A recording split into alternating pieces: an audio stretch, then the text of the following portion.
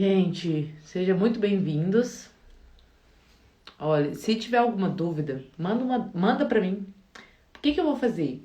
Vai mandando e aí em determinados momentos eu escolho uma pergunta e aí a gente conversa sobre ela rapidinho, né? Vou apresentar aqui 10 passos aí que pode facilitar a nossa vida com relação a essa gestão emocional, né? Porque é isso que eu vou falar, é sobre gestão emocional. A gente aprender a controlar as nossas emoções nos diversos ambientes. Então, as dicas que eu vou deixar aqui, elas não valem só pro campo do trabalho, os relacionamentos, né? Mas ela vale para qualquer setor da vida, porque quando a gente tem esse controle emocional, né, tudo fica mais fácil. Só que isso nunca vai acontecer se a gente não procurar, se a gente não se aprofundar de alguma forma. A diferença é que quando a gente tem um problema de saúde, por exemplo, a saúde ela tá empírica em nós. Então, para eu estar aqui falando, movimentando, olhando, eu tenho que estar bem. Eu tenho que estar bem da minha visão, do meu cérebro, enfim, escutando bem. Enfim, alguns básicos, outros que se os básicos estiverem afetados, eu ainda assim consigo evoluir, realizar o que eu quero. Mas eu de qualquer forma eu tenho consciência daquilo que não tá legal e o que tá legal. A diferença das emoções é que apesar delas serem estruturais também, então existe no nosso cérebro um campo fisiológico, isso é anatômico. Existe um campo lá onde são identificadas as emoções. Apesar disso, isso fica quase que subjetivo. Então a gente só lida com as emoções quando elas realmente aparecem, né? E quando elas dão um sinalzinho de vida. Normalmente, como elas dão um sinais, né, para nós? A gente fica abalado, né? E isso às vezes diminui a chance ali de olhar e querer cuidar de fato. A gente fica suscetível, frágil, isso tudo dificulta esse nosso trato com as emoções, né? Então, isso faz com que fique quase num campo imaginário e que a gente pense com frequência assim: ah, isso vai passar e não precisa. Então, a gente passa por uma adversidade, uma contrariedade ou uma coisa muito boa, porque as emoções podem ser sim também boas, né? E felicidade, enfim, mas também impulsiva, e essa é a maior característica das emoções. E aí a gente pensa em primeiro ponto que a gente não precisa sentir, que a gente não precisa achar, que a gente não precisa passar por aquilo. E isso incomoda tanto que a gente deixa de lado, não resolve, isso traz outras consequências físicas, e isso a ciência já tem mostrado bastante, né?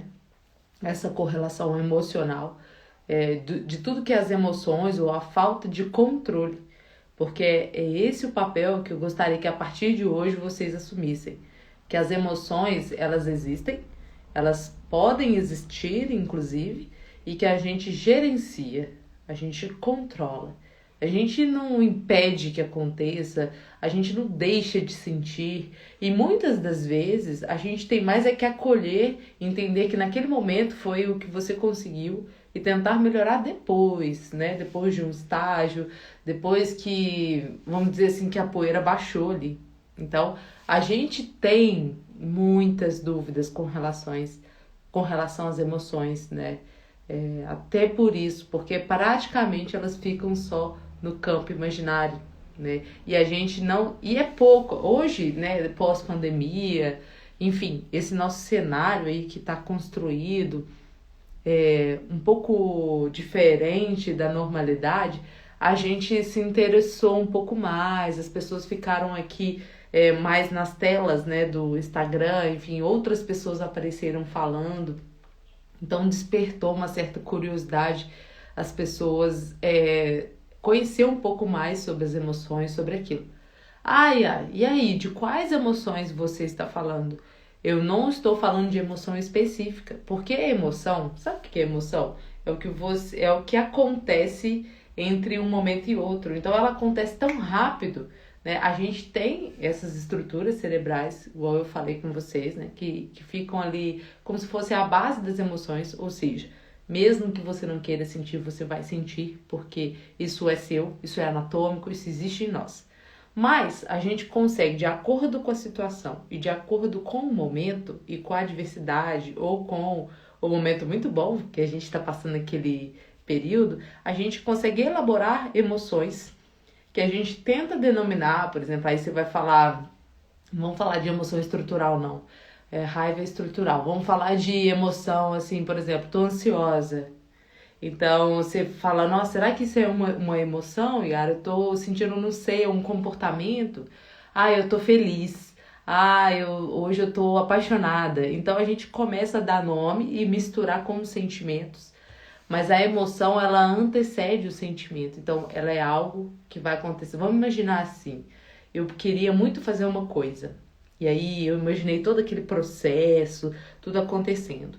No momento em que eu tinha que me colocar a par do processo e fazer todo o processo acontecer, eu fiquei um pouco ansioso. O que é isso? Eu fiquei olhando só para os resultados que eu poderia ter e não consegui colocar a mão na massa, né? E fazer de fato o que vai fazer com que realize aquele projeto, aquela ideia que eu tive. Bom, então se eu desenvolver essa ansiedade, eu desenvolvi também emoções que foram acontecendo de acordo com as baixas expectativas ou com as expectativas muito elevadas. Essas emoções não precisam ter nomes, mas elas começaram a, por exemplo, me colocar num estado de depressão ou num estado de ansiedade muito elevada, numa compulsão. Então, aí, depois que eu senti a emoção, depois que a emoção apareceu, eu comecei a sentir. Aí eu me senti mais ansiosa, aí eu me senti feliz. Aí, entende como as emoções às vezes se misturam com os sentimentos?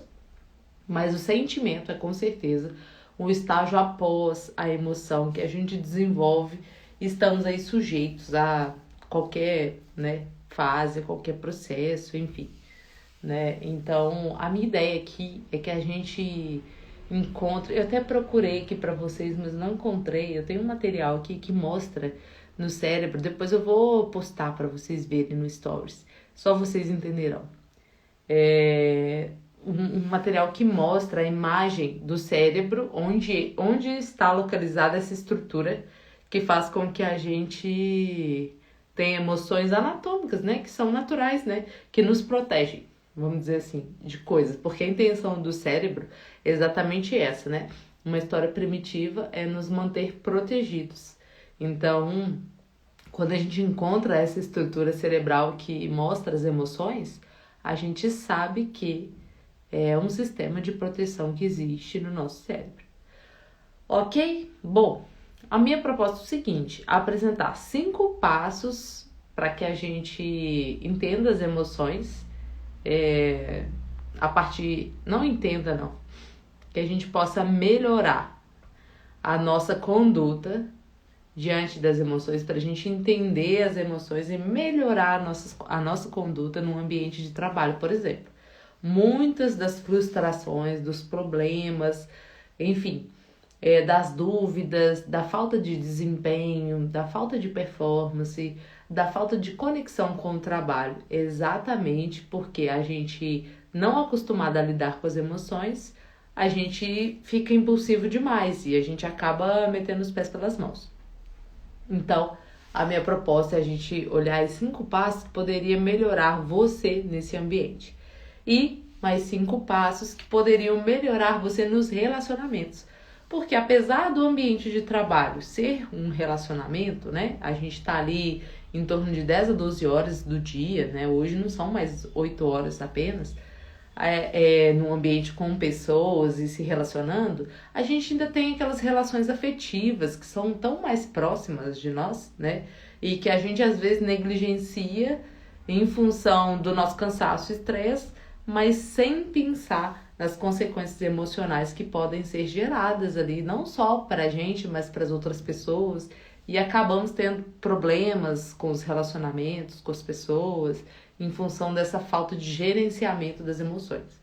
Então vamos guardar que as emoções, elas existem, elas estão presentes em você, e à medida que elas forem aparecendo e acontecendo, a partir de alguns passos a gente consegue controlá-las e a gente consegue ter eficácia, né? Não só no trabalho, mas nos relacionamentos.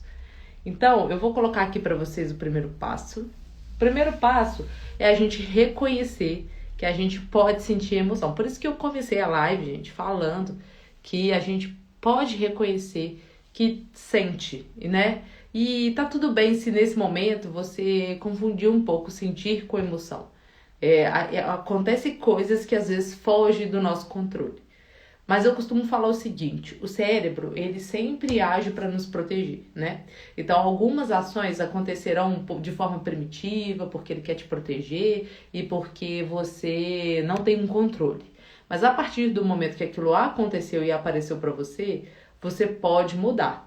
Eu tenho uma teoria que é a seguinte, à medida que o ser humano foi evoluindo, o macaco, né, o homem que veio do ser humano, o homem que veio do macaco e foi evoluindo, a gente tinha uma forma de crânio, né? Quando os crânios são comparados ao longo da história, eles sofreram grandes modificações, principalmente na parte do córtex, né? Que é onde a gente mais atua, tem, né? Trabalha, enfim.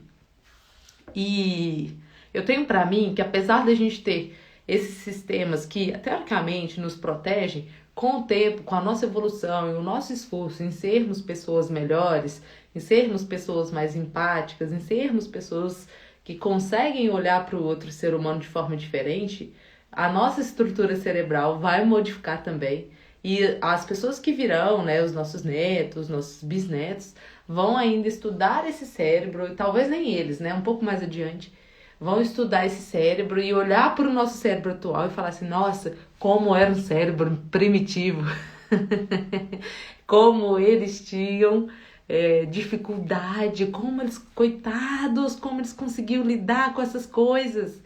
Porque existem uma série de mecanismos, sabe, no nosso cérebro que faz com que a gente, às vezes, não seja aquela pessoa ideal que você aí, que está trabalhando o autoconhecimento, que está trabalhando essas realizações pessoais, que você não seja essa pessoa aí que você acha que é a ideal, que é a mais adequada.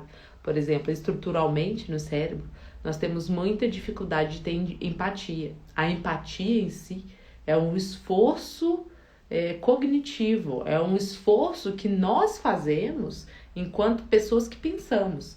Ela não é natural do cérebro. Ela é, sim, um esforço que cada vez mais nós fazemos para sermos empáticos, para estarmos aí na sociedade, nos colocarmos no lugar de outras pessoas.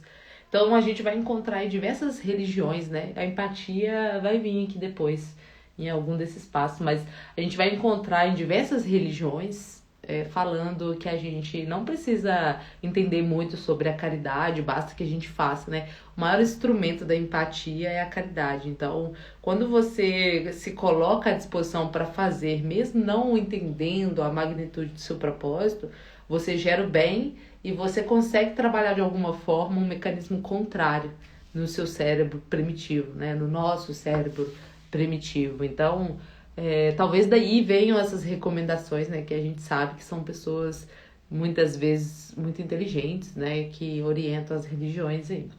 Então, o primeiro passo é a gente reconhecer essas emoções. E para reconhecer aquilo que você sente no momento, é importante que você faça uma autoanálise, que você pare um momento, que você respire, que você pense. A gente sempre fala assim, olha, não haja de agir no calor da emoção. Por quê? Porque ela é tão impulsiva, ela aparece do nada no seu sistema, que qualquer decisão que você tome ali, seja uma emoção boa ou ruim, pode ser exagerada para o momento. Então pense sempre, você tem que parar, respirar, pensar. Então brigou ou não está satisfeito, gente, não responde, espera um tempo, pede uma paciência. O que eu quero trazer aqui para vocês é que nesse ambiente, por exemplo, de trabalho, muitas vezes as decisões são rápidas. E você não tem esse tempo de, como lá nos relacionamentos a gente poderia ter um tempo, poderia, tá? Porque a gente nem sabe se a gente tem esse tempo, né? O tempo é muito subjetivo. Então você teria um tempo, sei lá, de ficar 3 dias pensando, respirando para a coisa dar uma melhorada e aí você procura a pessoa para conversar. Talvez no trabalho você não tenha esse tempo e você tem esses problemas com o seu chefe, com a pessoa que lidera a sua equipe, Ou você é um líder que tem problemas com as outras pessoas. Então você não tem um tempo hábil ali para parar, respirar e esperar 3 dias para que a raiva passe e depois você volte para resolver. Então o que eu quero trazer aqui é que formas mais eficazes de pensar sobre essas emoções, identificar o quanto elas são constantes ou não, o quanto elas existem ou não, o quanto que com frequência ela acontece. Então, sempre que alguém, por exemplo, fala uma coisa que eu não gosto, ou o oposto, né, do que eu acho que é o ideal, eu fico com raiva. Eu ativo muito a minha raiva e eu logo descarrego tudo. Ou então eu percebo que é ruim porque desestabiliza as minhas relações e ali no trabalho eu fico com uma imagem que eu não gostaria.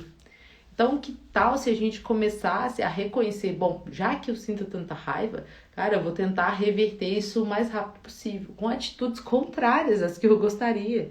Exatamente isso. Então, olha, se eu quero responder, fala, não é assim, não, vamos pensar, vamos conversar direito, vamos baixar o tom, não, respira, deixa eu tomar uma água, respira, procura ter pensamentos contrários, porque isso, para uma questão imediata, pode ajudar, né? E falando assim parece óbvio demais, mas eu tenho certeza que quando você passa por uma situação em que você tá com raiva, por exemplo, tá contrariada, e você teria que passar por esses estágios de respirar, de se afastar um pouco, falar, não, deixa eu tomar uma água, não, calma que eu vou te responder, não, calma, vamos pensar melhor, não é assim, talvez você não consiga pensar nisso tudo. Porque a emoção ela vem muito forte, ela ocupa um espaço muito grande. Então é importante a gente pensar que cada vez mais que eu já reconheço e já sei que essa emoção ela é constantemente aqui, eu posso sim melhorar a cada vez que eu entro num conflito, principalmente no trabalho, tá, gente? Porque é uma coisa assim que no normal é o que mais atrapalha os relacionamentos no ambiente de trabalho. É você agir por impulsividade, é você cobrar, falar demais, sem pensar, né? E, enfim, uma série de ações advindas de emoções ou de coisas que você vem cultivando na sua cabeça que não existem. Então, quanto mais você se conhecer, quanto mais você conhecer as emoções que são mais constantes na sua vida, mais fácil vai ficar, né? E aí a gente vai pro passo 2, né? Que é entender a causa dessas emoções. Então, nossa, Yara, eu sempre fico com raiva lá no trabalho quando o fulano não aceita a minha ideia. Bom, então que tal se a gente pensasse que a sua ideia não é a única ideia do ambiente? Que tal se você sempre comparasse a sua ideia com a ideia do seu colega?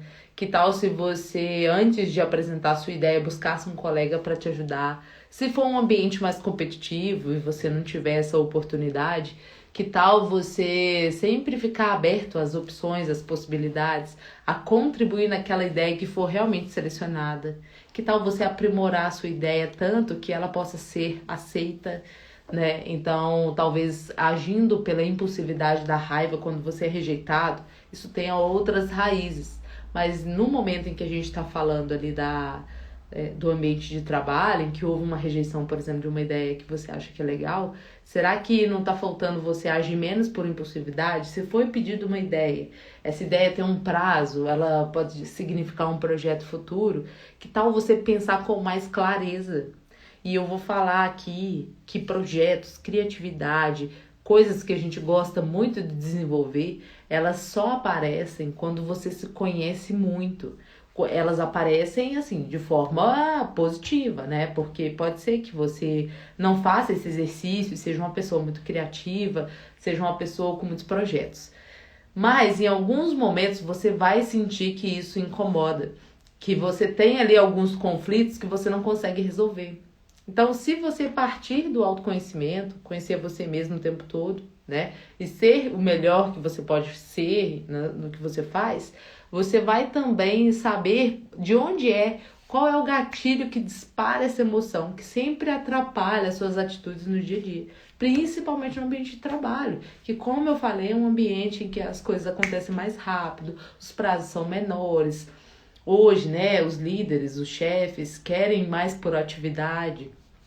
se você é um líder ou um chefe, você tem que ser mais proativo, né? Isso é uma exigência muito grande do mercado. E eu não estou conflitando com isso, eu não discordo disso. Só que nós temos que ter ferramentas para lidar com essas pressões, né? Vamos dizer assim, porque isso gera uma pressão muito grande a depender aí do que você faz. Então a gente teve aí que a gente pode reconhecer as emoções, né? Então eu reconheço que eu sinto essa emoção e eu sei de onde que é que ela vem, né? O que está causando, qual é o gatilho que faz com que eu sinta essa emoção tão forte, né? Bom, e aí o terceiro passo vem exatamente, olha como tudo se mistura, da comunicação. O terceiro passo para você se melhorar no ambiente, já que você tem emoções o tempo todo e você não se controla e seu ambiente de trabalho não está ficando tão agradável assim como você gostaria, o terceiro passo é você melhorar a sua comunicação. Então, assim, a gente tem que ter clareza daquilo que a gente está falando. Olha como a gente se conecta. Então, eu acabei de falar que se a gente tem um autoconhecimento, a gente consegue alinhar mais as ideias, alinhar mais o que a gente está fazendo. Então, que tal se você tivesse mais clareza e assertividade? Quando eu falei que um projeto pode, de repente, as suas ideias não são aceitas, isso desperta muita raiva, inveja, ciúme em você. Mas você entende que você também está sendo muito impulsivo e não está colocando o seu melhor nas suas ideias, você entende também que a sua comunicação não está assertiva. Então, de repente, está faltando coisas e isso faz com que você não seja o escolhido. Isso faz com que você não se destaque. Então, olha como as emoções têm total influência no nosso dia a dia. Além de você criar conflitos interrelacionais, né, que são esses que você tá ali se relacionando diretamente dos colegas, você ainda causa os conflitos pessoais, os conflitos no seu trabalho, porque você não é aceito, você é rejeitado e não tá dando certo, o que eu tô fazendo de errado, né? Então, quanto mais você desenvolver essa clareza, essa assertividade do que você está tratando ali, melhor é. E essa clareza e assertividade sobre você mesmo também. Isso é muito, muito importante. Então, esse trabalho do autoconhecimento é constante. A gente tem sempre que estar atento para conseguir desenvolver uma comunicação clara. Imagina se eu chego aqui e começo a dar uma aula de neurociência para vocês, sem base nenhuma, sem pessoas que estão interessadas e preparadas para isso. Sem pessoas que não conhecem a estrutura de um cérebro, que não conhecem nem sabem por onde passa a neurociência. Então, eu não estou sendo claro, não estou sendo assertiva. Eu posso ter clareza do que eu estou falando, mas eu não tenho assertividade. E isso faz com que as pessoas que estão à minha volta desanimem, se afastem, não queiram estar perto. E o que a gente busca é exatamente o contrário, né? Então, aí, uma forma de melhorar esse ponto é realmente a gente buscar essa clareza e assertividade sobre o que você está fazendo, sobre a sua função, mas sobre você mesmo. Porque cada vez mais que você entende, por exemplo, eu entendo, Yara, que eu aprendo mais ouvindo do que lendo. Olha que legal, isso é uma forma de autoconhecimento. Então, eu vou procurar mídias que me ajudem a ouvir coisas que eu preciso relacionar, ideias ao meu trabalho. Olha, eu dei um exemplo básico que pode mudar totalmente a sua vida, o seu dia, né? Quando você volta o seu olhar para você mesmo, você não precisa ser a massa. Você não precisa ser igual a todo mundo. A gente, como eu falei no início, tem estruturas que são comuns em todo mundo. Mas a forma como a gente lida com isso é individual. E você pode olhar para você, fazer uma leitura e pensar como é que eu posso estimular em mim mesmo o melhor que eu tenho, né? E aí isso vai acontecendo de forma que reflete lá no seu trabalho, de forma que você reconhece as suas emoções, sabe de onde elas vêm, você consegue se comunicar melhor e você consegue praticar a empatia.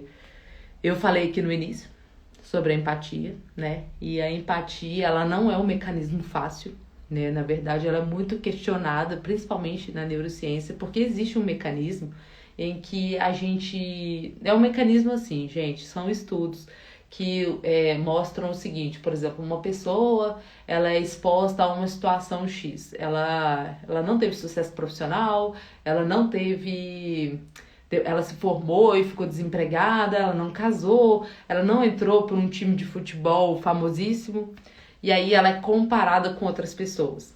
Uma dessas pessoas era muito bem sucedida, totalmente o contrário dela. As outras pessoas, né, e aí são 2 homens, né, e aí as outras são mulheres, tem mais ou menos o estilo de vida, ou seja, não rola aquela comparação direta, eu não me vejo exatamente ali. Mas aí eles analisaram, né, as atividades cerebrais. Então, a pessoa, quando ela era analisada desse ponto, de que ela tinha alguém que era muito melhor que ela e que estava, por exemplo, ela recebe a informação assim, ó, fulano de tal, leva a vida assim, assim, assado, muito boa. Tem um carro do ano, casou, tem filho, é reconhecido no trabalho e tudo. Ele recebeu uma premiação X. Então, assim, na cabeça dele, esse é o homem ideal e é o homem que eu não fui. E isso causava uma espécie de dor. A área do cérebro é uma área no cérebro que ela é ativada quando a gente sente dor. Essa mesma área era ativada no momento em que ele recebia essa informação. Um tempo depois, ele recebeu a informação sobre a mesma pessoa. Olha, lembra aquele fulano? Aquele fulano, ele perdeu o carro, na verdade ele separou, ele não conseguiu a guarda do filho e no trabalho ele foi mandado embora. Foi muito ruim, ativou no cérebro dele o nosso sistema de recompensa. Esse sistema de recompensa, ele está altamente relacionado ao prazer, ou seja, ele sentiu prazer ao saber que aquela pessoa não estava mais bem sucedida, que ela estava exatamente o contrário de tudo que aconteceu e além disso estava muito ruim, estava até pior do que ele, né? Então, pensa só, isso não é uma condição única desse estudo, isso é uma condição geral. Nós temos essa capacidade e nesse momento eu tenho certeza que você vai parar e pensar, bom, deixa eu pensar aqui se alguma vez eu fui antipática, né, com alguém, se eu não tive empatia, se eu senti prazer ao ver alguém passar por uma situação ruim. E eu tenho certeza que talvez você não reconheça isso, mas você reconheça o momento que você se sentiu meio mal, meio estranho, quando viu alguém receber uma premiação, um título ou um reconhecimento. O reconhecimento é o ideal, assim. Quando esse alguém recebeu um reconhecimento sobre alguma coisa que estava fazendo, né? Aí, gente, eu quero destacar aqui o seguinte, que apesar de a gente ter esse comportamento cerebral, que não mente, né? Não tem como a gente enganar, a gente pode sim, em um esforço interior, aí a gente vem para uma área filosófica, né? A gente pode sim, um esforço interior, tentar desenvolver a empatia, que é eu me colocar no lugar do outro. Às vezes, por exemplo, que eu vou fazer uma caridade e eu nem tô tão afim assim, mas eu fui lá e fiz, porque eu estou treinando o meu cérebro para que ele em algum momento entenda que quando uma pessoa ganha uma coisa bacana, é bom. Quando uma pessoa é reconhecida, é bom, entendeu? E eu consiga trazer os melhores ensinamentos disso para a minha vida. Porque senão a gente entra numa onda de negativismo, né? Negativo, negativo, negativo, não tá bom, não quero, e a gente não consegue se relacionar com as pessoas. Então lá no seu trabalho, quando você vê o seu colega recebendo uma premiação, cara, isso é muito bom. Muito, muito bom. E se você acha que isso não é bom, a única coisa positiva que você pode fazer com relação a isso é tentar mudar esse padrão mental, mas melhorar tanto que você também vai receber alguma premiação em algum momento. Mas jamais pensar que você pode impedir que aquela pessoa receba o que ela tem direito ou o que acharam que ela tinha direito de receber, né? Então, praticar a empatia, principalmente no ambiente de trabalho, eu sei que não é tarefa fácil, até porque algumas empresas têm a competitividade muito alta, né? E as pessoas ficam ali em posições, principalmente, por exemplo, em vendas, né? As pessoas ficam ali em posições de tentar ganhar o máximo, né? De competir para terem clientes, cartelas de clientes, enfim, né? Apresentar grandes resultados, apresentar resultados para a empresa, para que no final do ano isso signifique mais dinheiro para todo mundo, né? Enfim, é uma competitividade muito grande. E eu não estou criticando isso. Nesse momento, não é esse o nosso assunto. Mas a gente tem o dever de fazer esse exercício, né? Ser mais empático, nos colocar no lugar do outro, mas também de exercitar a gente mesmo para que a gente fique cada vez melhor e também possa ser reconhecido. Então a gente percebe aí duas oportunidades muito grandes. Ok? Tranquilo, né? Se tiver dúvida, manda pra mim, não tem problema não. Então a gente acabou de ver que empatia não é uma coisa tão fácil assim, né? E que realmente, e na verdade, nosso cérebro age meio contra isso aí.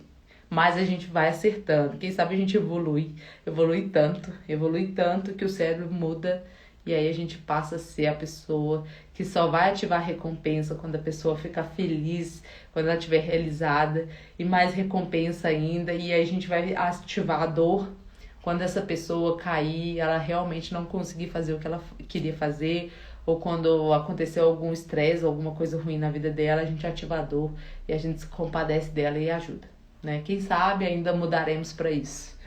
Bom, e aí, após aprender a ter empatia e saber que a gente precisa cuidar disso, né?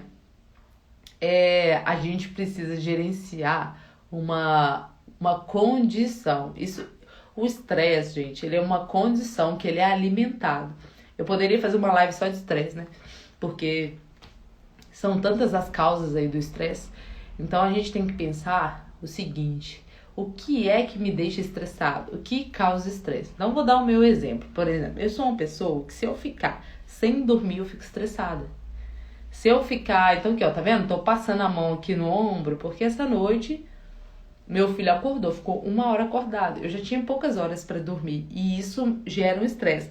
Ai, eu tô nervosa aqui? Não, gente. Não é esse tipo de estresse. É um estresse que o meu corpo fala. Então eu sinto desconforto no pescoço, ativo o bruxismo, dói a cabeça. O meu não tá isso tudo não, tá? Eu tô dando exemplos. Então assim, acontecem sinais que você já percebe ali que o corpo não tá legal, que tá faltando alguma coisa, que você precisa cuidar, né? Então o estresse, além dele ser acumulado e acontecendo uma série de fatores, né, que leva você a um pico, e isso pode desencadear desarmonia, né, nas suas relações, não só do trabalho, mas como eu falei no início, em qualquer ambiente. A gente tem também os sinais físicos que afetam a nossa saúde. Aí aparece uma dor nas costas, você não sabe por que tá aparecendo aquela dor.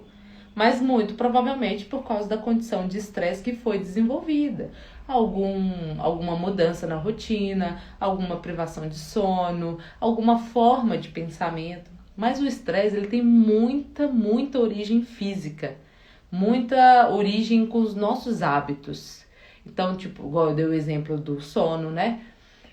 Você ficar num ambiente com música alta, você se propor a exceder em vícios, em substâncias químicas, né? Pelo excesso de dopamina, depois diminui muita dopamina e você fica num estresse para conseguir aquela dopamina de volta. Enfim, é o ambiente. Olha para o seu ambiente agora e pensa o que é que pode causar estresse. Até bagunça, né? Muita coisa espalhada, muita coisa fora de lugar. A falta de organização, de localização das coisas, isso tudo causa estresse. Então, minha proposta nesse 5º passo é que você gerencie o estresse. Por que gerenciar, gente? Porque eu não quero que vocês fiquem o louco, cheio de toque, que vai chegar e organizar tudo o tempo todo, que vai parar de socializar um pouco, porque não pode ouvir uma música alta, né? Que vai ficar muito pé da vida porque não dormiu à noite, como aconteceu comigo essa noite. E tá tudo bem, eu sei que em algum momento isso vai equilibrar de volta e vai tudo voltar ao normal, tá tudo bem.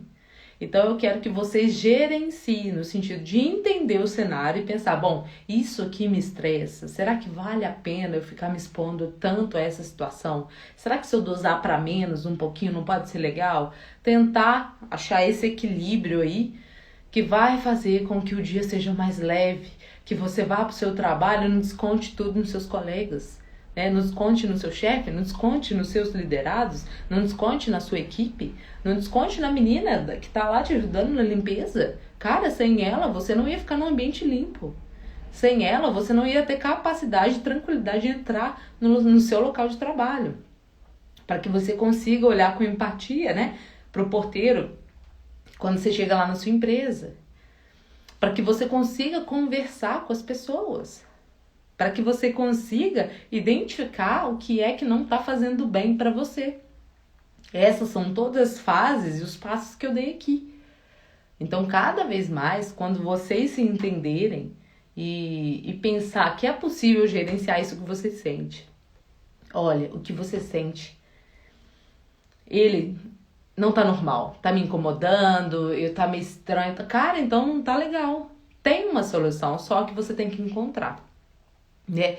E aí hoje a gente tem muitas ferramentas, tem o próprio Instagram aqui com tanta informação boa. A gente sabe que tem algumas informações que não são legais, mas muita informação boa. Você pode peneirar isso, busque sempre essas informações para que cada vez que aconteça algo com você, você tenha facilidade de falar assim, vou resolver, nossa, vou resolver, não vou demorar nisso. Não vale a pena, gente.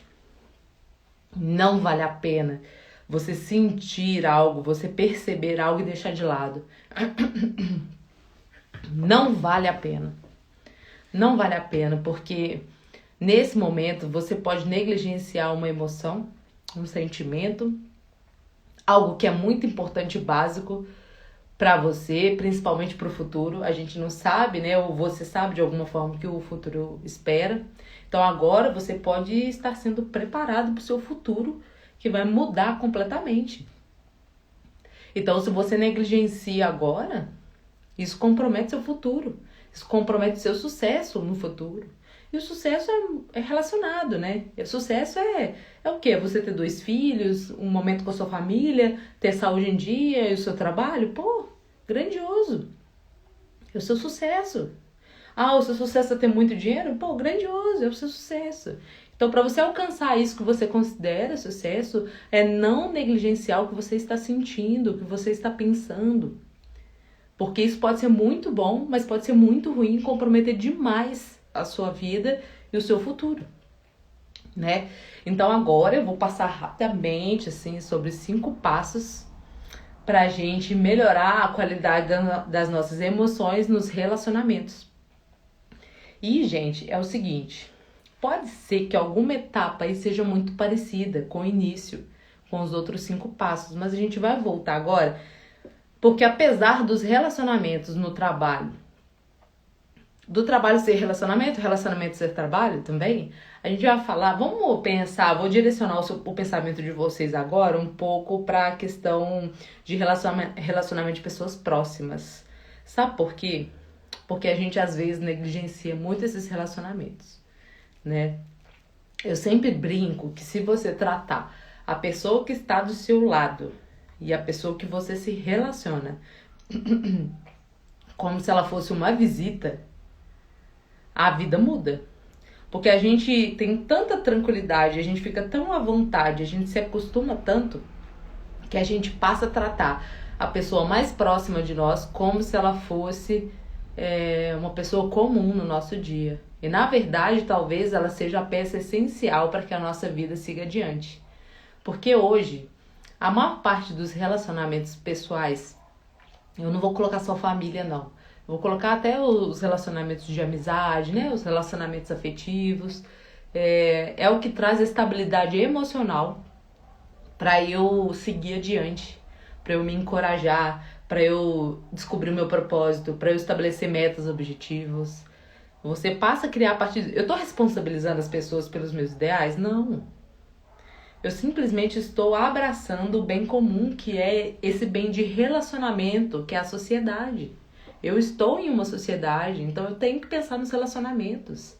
E eu posso pensar isso de uma perspectiva mais positiva, que contribua para a minha caminhada, para a minha jornada, para a minha evolução, né? Então, acho importante a gente conversar sobre isso, né? E aí a gente vem aqui com o primeiro passo que a gente já comentou, que é a gente reconhecer e a gente saber as causas das nossas emoções, né? Então, por que será que em casa eu brigo tanto? Por que será que beleza, eu conheço uma pessoa bacana, legal, e com o tempo aquilo fica ruim e não dá certo e eu acabo terminando? Por que será que os meus amigos se afastaram de mim? Ou então, por que será que eu tenho tantas pessoas que gostam de mim, como é que eu posso manter, sabe, esses relacionamentos e fazer com que eles sejam duradouros e legais também? Que eu sei que tem uma coisa da minha essência que as pessoas gostam, mas eu gostaria de ter mais clareza para entender e aprimorar cada vez mais, né? E fazer com que essas pessoas se sintam mais confortáveis ainda com a minha presença, comigo, né? Então, assim, é importante a gente entender qual é a emoção do momento e por que ela aparece, né? Não adianta eu ser um doce no meu trabalho, fazer tudo que eu preciso fazer, alcançar minhas metas, meus objetivos, mas chegar em casa, tratar de qualquer jeito a minha esposa, tratar de qualquer jeito o meu marido, achar que ele é obrigado. Então eu entro pela porta, eu não consigo falar um oi, quanto mais dar um beijo, né? Eu não tô falando do beijo, tô falando só de dar um oi, ser simpática, pensar assim que assim como eu tive um dia que eu escolhi ter um dia. E nesse dia eu trabalhei muito, eu fiquei cansado. E aí eu chego em casa achando que ninguém passou por isso, né? Porque por mais que a pessoa tenha ficado em casa o dia todo, talvez ela também esteja cansada, talvez ela esteja com problemas, talvez ela esteja esperando alguém chegar para ela ter um momento de conversa. E aí eu chego e olho só pra mim e penso, ai, não faz nada, ai, não preciso. Ou então, tipo, ai, tô muito cansado, não tem tempo pra isso. E aí eu vou minando as minhas relações, né? Vou minando, minando, minando. Aí você esquece o quanto foi difícil conhecer uma pessoa bacana para começar a namorar, para sonhar ter um casamento, para sonhar ter uma pessoa do seu lado, para contribuir, para dividir dores e amores, enfim, para viver uma vida a dois. Você esquece disso, simplesmente, né? Então, hoje a gente sabe disso mais do que nunca, né, gente? Casamento é cultivo de todo dia. Todo dia. Sabe aquela plantinha que você compra, linda? Aí o cara da floricultura fala com você assim, ó, essa aí tem que regar todo dia. Aí você fala, meu Deus, eu quero um cacto. Porque eu não vou regar essa planta todo dia? Cara, relacionamento é isso. Você pode pensar isso aí pro seu casamento, você pode pensar isso pro seu namoro, pro seu noivado, pro relacionamento com os seus amigos, né? A gente sabe que a gente tem dificuldade de estar presente o tempo todo, mas que você seja a pessoa presente quando você estiver lá, né? E que você reserve a importância disso para você também. Quanto é importante eu ter os meus amigos, eu contribuir para a vida deles e receber as contribuições que eles podem dar também. Então a gente tem que pensar que as relações é regar todos os dias, é colocar no sol um pouquinho todos os dias, é tirar do sol, é olhar para ver se a terra tá legal. Então assim, é um cuidado de todos os dias. Gente, e assim, diferente do que a gente pensa, a gente não nasceu, não veio para esse mundo para acumular os bens que a gente tem. Isso faz parte, isso é muito bom. Todo mundo tem suas conquistas, seus objetivos. Mas a gente veio para se melhorar e através dessa melhora, melhorar o outro, né? Então, quando você se melhora e consegue contribuir e melhorar para a vida do outro, cara, olha que maravilhoso. Que maravilhoso. A gente tem exemplos de grandes figuras aí, né? Que fizeram isso da vida, né? E mostraram pra gente que é possível. A gente precisa ser uma Madre Teresa de Calcutá? Não precisa. Mas você pode ser, sim, uma pessoa melhor a cada dia, dentro do seu ambiente, dentro do seu círculo, tá? Eu procurei trazer aqui um pensamento de ideias, porque tá muito parecido com o início, né? Mas a gente vê que a aplicabilidade ela é bem parecida, mas que a gente pode especificar mais quando se fala de relacionamentos pessoais, de situações do nosso cotidiano e muito próximas ali da nossa vida, tá? Gente, quem é que pratica paciência aí? Fala pra mim, pelo amor de Deus, quem é que tem paciência? Porque a paciência é isso, né, gente? É a gente saber que às vezes aquela pessoa que a gente ama muito vai chegar cansada do trabalho, meio impaciente e vai pra dentro do banheiro direto, vai passar por mim e vai achar que eu não tava ali. Então, eu tive nesse momento uma paciência de não ficar com muita raiva ou muito chateado e descarregar isso tudo nela. E aí eu procurei entender, esperar o momento em que ela estivesse melhor para conversar com clareza sobre essas atitudes, né? Que beiram ao egoísmo, né? Cada um tem suas particularidades e cada peça da relação vai entender o que é que está acontecendo. Então, deixa eu ver aqui. Eu coloquei mais um passo aqui, eu acho que tem. Aqui para baixo fala do perdão, mas a gente pensar que é importante conversar. A paciência, para mim, nada mais é do que as conversas, sabe? Porque você tem uma paciência... Eu não sou muito a favor dessa paciência que você fica ali aguentando tudo, esperando que a pessoa melhore. Não sou a favor disso, tá? Eu sou mais prática na vida do que... né? Enfim. Mas, quando eu penso sobre paciência, eu penso que a gente também, ao entender o processo do outro, ao se colocar no lugar do outro, ao ter paciência de esperar o momento certo, paciência com algumas atitudes, seja em qualquer ambiente de relacionamento, tá, gente? A gente também tem que pensar em melhorar essa qualidade através das conversas. Então, converse. Ou isso serve até para o ambiente do trabalho, tá? Dos passos que eu dei anteriores aí, sobre a questão do trabalho. A conversa ela é primordial para que a gente desenvolva atitudes diferentes, passos diferentes, pensamentos diferentes, né, consciências diferentes, para que você saiba que através da conversa haverá de fato uma mudança, um comprometimento daquele que está agindo de forma não coerente com o relacionamento ou com o pacto que vocês fizeram, ou com o que você considera. Às vezes ele tá achando normal, ela tá achando normal ser daquele jeito, entendeu? E ela só vai mudar, ou ele só vai mudar se você colocar isso em pratos limpos. Gente, lembra sempre, não é conversar, brigar, tá? Que eu tô falando. É conversar com gentileza, com empatia. A gente acabou de falar de empatia. Então é conversar de uma forma em que as pessoas consigam se entender, consigam pensar, consigam gentilmente entrar num acordo, tá? Isso é importante. E no momento que uma pessoa não consegue fazer isso, talvez ela não esteja pronta para esse passo. Talvez você tenha que ajudá-la a se preparar para um passo desse. E muitas pessoas são assim. Então você vai começar a sugerir para ela soluções. Você não precisa ser psicólogo de ninguém. Você precisa dar conta do que é do seu ambiente de relacionamento, das suas escolhas, vamos dizer assim. Você não precisa fazer isso sozinho, né? Então olha que legal se você procurasse a ajuda de alguém que pudesse ali naquele momento dar uma orientação, tanto para você quanto para a pessoa que né, tá na sua relação e que pode aí ter uma conduta diferente e que pode começar a pensar o quanto é importante ela estabelecer conversas, ela estabelecer compromissos de fato, mas são compromissos verbais, em que ela vai entender a sua posição, você vai entender a posição dela, e assim como em toda relação, gente, para de pensar que é só você que se priva das coisas e que abre mão das coisas. Todo mundo, relação é troca.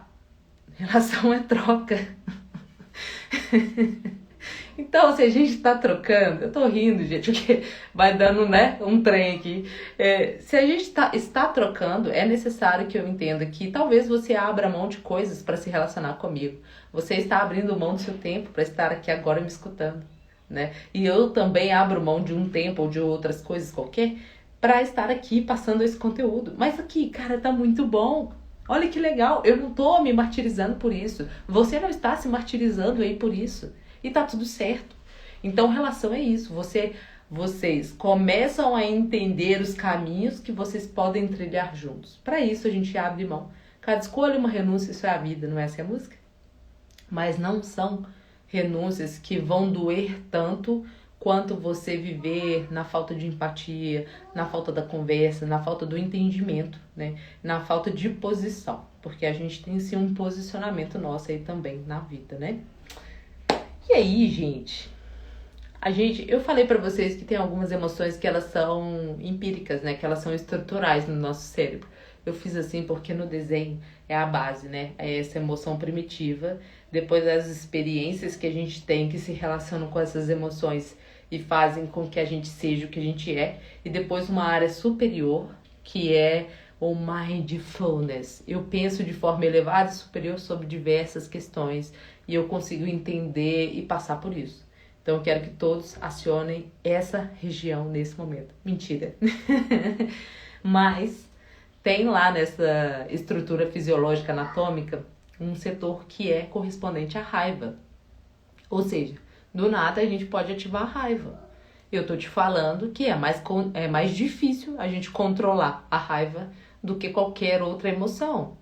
Ou qualquer uma das emoções que não estão escaláveis lá, né? Então a raiva é algo que pode mudar segundos da nossa vida. Tem um caso, cara, uma história muito rápida que eu vou contar aqui pra vocês, que a gente já tá quase fechando. O médico acordou tranquilamente, feliz, cara bem sucedido na profissão dele, tomou café e saiu de casa. Ele levou uma fechada no trânsito, né? E aí, a partir dessa fechada, ele desceu do carro, discutiu com o cara. Isso é um caso real, tá, gente? Eu ouvi do juiz. É o juiz Haroldo Dutra Dias. Foi ele que julgou esse caso. Ele desceu do carro, discutiu com outro motorista que tinha fechado ele. Voltou no carro dele, pegou uma arma e deu um tiro no cara a partir da raiva. A partir da raiva, cara. Em questão de 10 segundos, ele acabou com a vida dele. No julgamento, o Haroldo contou que no julgamento ele tava assim, em prantos, ele não parava de chorar. E porque ele falou que ele tinha consciência de que ele acabou com a vida dele de uma outra pessoa em questão de segundos, em função de um impulso que nem ele conseguiu controlar. Então, gente, pensa só, é claro que eu não tô justificando as mortes, eu não tô justificando matar, ele foi julgado, enfim, aconteceu todo o trâmite. Mas o que eu tô falando pra vocês é a complexidade que essas regiões são acionadas e que a gente tem dificuldade de controlar. Por isso, porque elas são empíricas em nós, elas são anatômicas e tá difícil você tirar dali. Então é maior ainda o nosso exercício de controle. É maior ainda o nosso exercício de se colocar no lugar do outro, de entender a posição do outro, de não se colocar em situações. Então, se eu volto lá em cima, eu entendo qual é o gatilho que normalmente aciona essa emoção em mim, eu entendo o que está acontecendo antes, eu posso impedir, eu posso pensar, eu posso fazer diferença, eu posso sumir, virar uma fumaça, sair do ambiente, acolher esse sentimento lá depois. Cara, faz isso. Faz isso, porque esse é uma emoção, né? Dominadora e talvez uma das mais difíceis que a gente tem aí para controlar, né? E a gente vê atrocidades. Eu não vejo muito porque eu não acompanho essas mídias que veiculam essas notícias ruins, mas a gente vê atrocidades acontecendo e, cara, é triste a gente imaginar que nós, seres humanos, ainda decidimos por esse ponto de vista, né? Então, talvez a minha ressalva aí nesse momento é que você se controle cada vez mais. Talvez você não esteja nesse estágio, né? E fala assim, Yara, eu tô bem, eu não sou esse tipo de pessoa agressiva e tudo. Mas esse médico também não era. Inclusive, foram vários depoimentos de várias pessoas próximas falando sobre ele, sobre a conduta dele.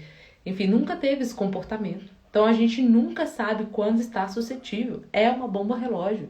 Então, vamos nos cuidar, vamos prestar atenção. Quanto mais eu cultivar essa sabedoria, essa forma de pensar, esse mindfulness, né? Essa visão superior sobre as coisas, sobre tudo aquilo que acontece na vida da gente, mais fácil vai ser lidar com momentos assim, em que a raiva pode explodir de alguma forma e você não vai saber como lidar, né? Você talvez não tenha esse controle tão certo, né? E aí a gente vai, aqui falta 2 passos só, né? Se a gente seguisse os 10 passos seria o 9º, mas é isso mesmo, seria o 9º, mas é o 4º passo dos 5 passos para lidar com as emoções aí nos relacionamentos, beleza? Então, agora chegou a hora dos familiares desse médico que eu contei o caso perdoar esse cara. Olha que difícil. Quando a gente fala da prática do perdão, é uma coisa muito profunda e muito ampla, tá? Nossa, a filosofia vai ficar aí você vai fazer uma faculdade só para estudar o perdão em filosofia.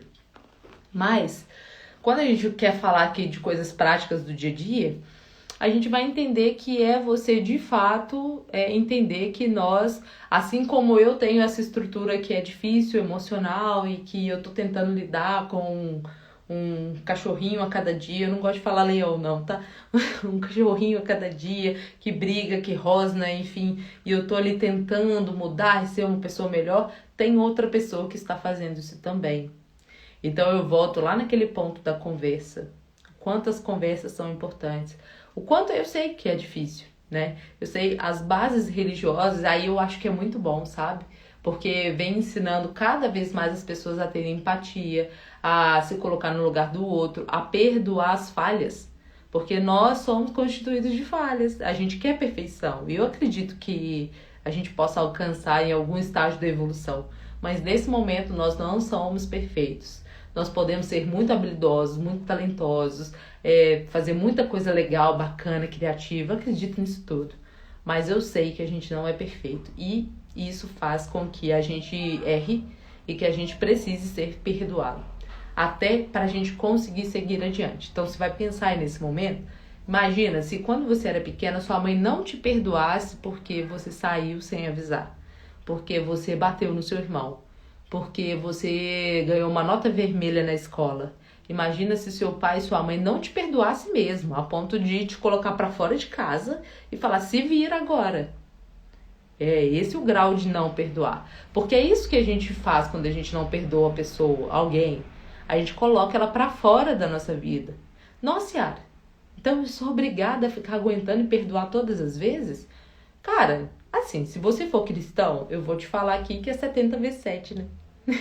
Bom, Jesus quis dizer com isso que a gente precisa perdoar exatamente por causa desse mecanismo de empatia que a gente ainda não desenvolveu.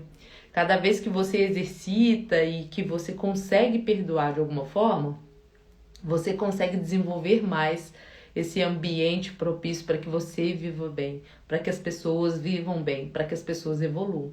Até porque, a partir do perdão, a depender aí do que aconteceu, você consegue ter uma conversa com a pessoa, ela consegue mudar os padrões dela de pensamento, de conduta. Quando eu falo de perdão aqui, eu não estou sendo hipócrita que a pessoa não precisa passar por aquilo, responder de alguma forma por aquilo, ou que eu tenho que conviver com essa pessoa. Não. Eu estou falando um nível de perdão, que a filosofia eu sei que vai discordar de mim, mas eu estou falando de um nível de perdão que deixa você em paz, mas que você não larga pra lá a pessoa. Que você deixa ela seguir em frente, que você entende o que aconteceu naquele momento lá atrás, mas que agora pode ser diferente, que ela vai seguir o caminho dela e você vai seguir o seu. Nem por isso você quer o mal dessa pessoa e nem por isso ela também vai querer o seu mal. Porque essas são interferências muito graves, né? Eu sempre conto os passos do perdão. É o seguinte, vamos fingir aqui que eu devo um dinheiro para uma pessoa. E eu combinei de pagar para ela no dia... Hoje é dia... Que dia é hoje? Hoje é dia 2. Eu combinei de pagar no dia 1º, né? Mas não paguei. Não paguei. Aí minha vida correu, essa pessoa até tentou me acessar, tentou ali ter o dinheiro dela de volta, mas não conseguiu. E aí, passou um belo tempo, eu cansei daquilo e eu me arrependi, desculpa a palavra, gente. Me arrependi, né? Eu me arrependi e agora, assim, nossa, eu realmente acho que não foi legal a minha conduta, eu quero mudar, quero ser diferente. Então, eu passei por um estágio do arrependimento. Eu tive um arrependimento. Aí, o próximo passo foi pensar em me reatar com essa pessoa, reaver com essa pessoa, no sentido que eu deixo ela mais confortável. Então eu procurei por ela e ela me aceitou. Passei por outro estágio, porque existe um abismo muito grande entre esses passos que eu tô falando, tá? Bom, procurei essa pessoa, ela me recebeu e eu pedi perdão pra ela. Eu falei, nossa, perdoa e tal, eu não queria ter feito isso apesar de ter feito. E aí ela vai falar pra mim, não, tudo bem, eu te perdoo. Parando nesse estágio, vocês entendem que apesar de eu ter me arrependido, de ter procurado por essa pessoa, de ter pedido perdão e ela ter me perdoado, que isso não é importante. O importante é que eu tenha pedido. Eu ter pedido perdão, ainda assim, ela não foi restituída pelo dinheiro dela, ela não recebeu o dinheiro de volta, ela não se sentiu sarada no sentido de que foi resolvido o problema. Não foi resolvido. Ainda falta eu pagar o dinheiro para ela, cara. Falta. Porque isso, além de fazer com que ela seja sanada de alguma forma, com né, a lesão que ela teve ali no dinheiro, a falta daquele dinheiro, moral, emocional, enfim. Eu ainda preciso aprender que tudo que eu faço gera uma consequência. Então, por isso, eu vou precisar muitas vezes procurar um trabalho novo, fazer uma parada diferente, arrumar esse dinheiro, passar por esse processo, arrumar esse dinheiro e pagar de fato a pessoa. Pagar a minha dívida. Eu não estou falando de cunho religioso nenhum aqui. Eu estou falando de um processo natural social. É um processo que acontece. Então, todas as vezes que eu precisar pedir perdão para uma pessoa, legal que me perdoou, legal que aceitou, legal que tudo aconteceu. Só que isso não exime que eu tenha que responder pelo que eu fiz. E eu tenho que responder para passar pelos estágios da aprendizagem. Isso é importante. Agora, né? A gente sabe aí dos sistemas brasileiros que nem sempre são os melhores. Mas tá tudo certo, esse não é o tema da nossa live.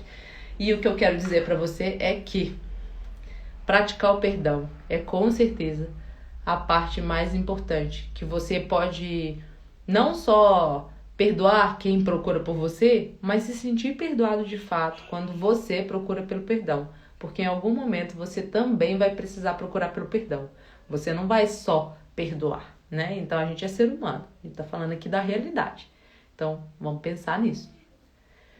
Gente, o último e o não menos importante são os relacionamentos saudáveis, tá? Juro que esse é o último ponto. Relacionamentos saudáveis, por quê, gente? Porque pensa, eu passei por todos esses estágios, gente, que eu acabei de falar. Vou repetir aqui pra vocês, ó. Quer ver? Volto ele aqui, não desde os 10, tá? Desde o 1. Olha, eu reconheço as minhas emoções e as causas. Eu pratico a paciência, vê só, gente. Eu pratico o perdão. Eu aprendo, né, a lidar com a raiva, que é um sentimento empírico, né, uma emoção empírica. Eu pratico o perdão. Cara, se eu não cultivar os relacionamentos saudáveis, acabou. Então eu tô ali com uma pessoa que sempre tá me prejudicando. É o que eu falei do perdão. Você é obrigada a conviver com a pessoa? Não, você não é obrigada. O que eu estou falando é uma questão maior que isso. É você deixar seguir e seguir o seu caminho tranquilamente. Sem se preocupar no sentido de mal ou bem, né? E sempre que você puder, fazer o bem.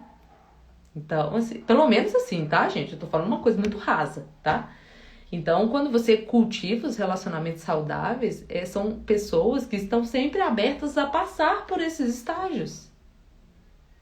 A mudar aquilo, porque nós não somos perfeitos, né? Eu não vim perfeita pra cá, eu fui melhorando. Então, quando você resolve se casar com alguém, essa pessoa terá qualidades que ela pode melhorar a sua vida. Ela também terá defeitos que virão para a vida de vocês. Que tal se vocês juntos conseguissem sanar esses defeitos? E assim você melhora não só a qualidade do seu relacionamento, mas você melhora a sua vida, melhora a vida do outro. Né? Quando você conhece uma pessoa que é sua amiga, você passa a conhecer defeitos dela também. Então, que tal se essa relação fosse um pouco mais saudável? E eu entendo que algumas pessoas não têm essa capacidade ainda, que elas não procuraram os primeiros estágios, né, de autoconhecimento, de saber que, pô, eu fiz uma coisa aqui que não é legal. Tipo assim, eu discuti com fulano, eu não bati nele não, mas me deu muita vontade. Pô, será que talvez eu conseguiria trabalhar algo dentro de mim pra entender por que é que me dá tanta vontade assim de agredir as pessoas? Eu xinguei muito, eu fiquei falando mal das pessoas, eu fiquei apontando os defeitos das pessoas, entende? Então eu começo a perceber que existem alguns padrões em mim que talvez não sejam legais e que eu posso melhorar. Como eu melhoro? E aí eu entendo que algumas pessoas não passou por esse estágio ainda. E talvez você conviva com essa pessoa. Eu volto a repetir, você não é psicólogo de ninguém. A não ser que você que está me escutando seja psicóloga. Mas se você é psicólogo, você sabe que você não pode tratar pessoas próximas. Não é verdade? Então vamos pensar agora que você também pode se liberar de relações tóxicas. Não é o nosso tema, relações tóxicas, tá? Isso dá um enorme tema para que a gente possa fazer uma outra live. Mas agora não é o nosso tópico. Mas você pode se liberar de relações tóxicas e você pode entender para ver se é algo que você pode contribuir mais e receber contribuição. Até porque todo esse passo a passo que a gente falou aqui vai gerar um nível de relacionamento com as pessoas mais saudável. Aí você começa a mostrar isso, entendeu? Você entra aqui, vai me ouvindo, você não sabe o que é, mas acho que é legal o que essa menina fala, é diferente. Você sente energeticamente aquilo que eu estou passando e você recebe isso de alguma forma, né? Isso está no ar, isso está naquilo que une todos nós aqui. E aí, quando você passa a ser uma pessoa melhor para se relacionar com as pessoas, então isso quer dizer que pessoas desse nível tão bom também, ou interessadas em melhorar cada vez mais, também vão se aproximar de você. É claro que aparecerão aquelas pessoas testes. O que são as pessoas testes? São as pessoas que vai testar se você realmente está nesse nível de empatia, de relacionamento saudável, de ser uma pessoa melhor, de autoconhecimento, de controle emocional, e vai mostrar para você se você está desenvolvendo mesmo essa coisa toda, né? Então, assim, sempre tem as pessoas testes na nossa vida. E tá tudo bem, a gente tá aqui no mundo é para isso mesmo, é para aprender, controlar e cuidar cada vez mais. Mas eu quero que vocês pensem em todos esses passos como algo que pode contribuir para a vida de vocês emocionalmente, né? Eu quero que vocês deixem perguntas para mim. Eu quero poder responder as perguntas de vocês, lembrar das minhas histórias e contar minhas histórias também, porque eu gosto de contar umas histórias. Então deixa aqui para mim. Se você tem alguma dúvida, mesmo que... Vou deixar essa live salva. Então pode ser que você esteja vendo essa live que está salva. Deixa aqui nos comentários o que você acha, como é que foi, como é que tá, né? O que talvez alguma ajuda específica que você precise. Eu vou ter o maior prazer em responder, em deixar claro. E pode ser que o seu comentário ajude outra pessoa. Uma outra pessoa que talvez não tenha tanta coragem de colocar no comentário aquela dúvida, aquela situação que ela está passando. E aí, quando ela vir que você perguntou e que eu dei uma resposta, ela pode encontrar ali a chave, uma solução para aquele problema que ela está passando. Então, se precisar, deixa aqui nos comentários.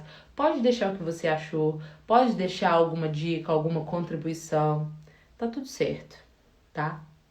E eu extrapolei um pouco o horário, mas é porque, como diz uma amiga minha, eu falo igual periquita. E eu espero que vocês tenham gostado.